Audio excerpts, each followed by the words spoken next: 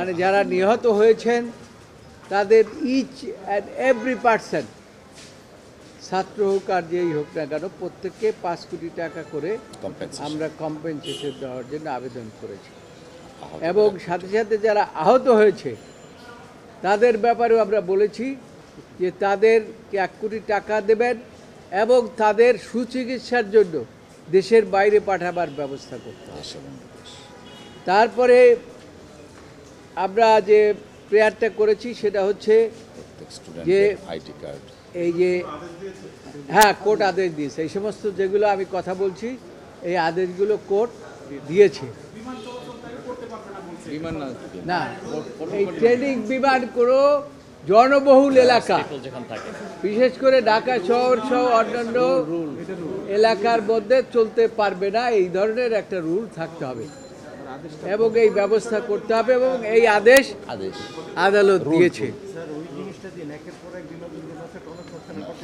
এবং এই যে আমরা যে ক্ষতিপূরণ চেয়েছি তার সাথে আমরা বলেছি যে বিদেশে তাদের সুচিকিৎসার ব্যবস্থা করা। আর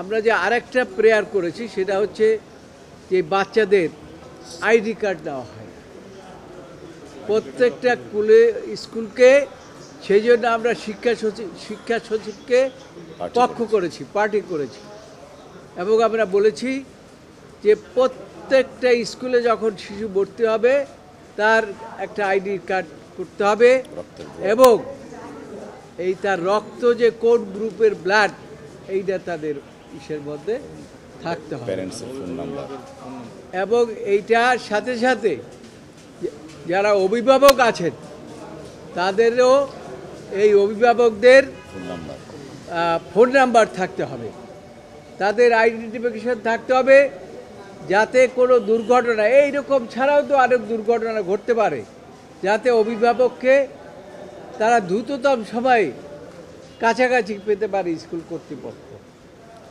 কর্তৃপক্ষ বলেন বা অন্যান্য কর্তৃপক্ষ বলেন, সেটা দায়িত্ব পালন করবে। আর একটা ব্যবস্থার কথা আমরা বলেছি যে উন্নত প্রযুক্তি ব্যবস্থা করে প্রত্যেকটা স্কুল এবং প্রত্যেকটা প্রতিষ্ঠানে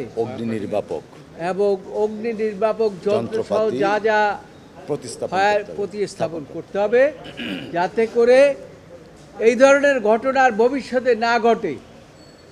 তার কারণ এরকম একের পর এক ঘটনা ঘটছে, যখন ঘটনা ঘটে কয়েকদিন আলোচনার মধ্যে থাকে, এরপর এই আলোচনাটা আবার মিশে যায়।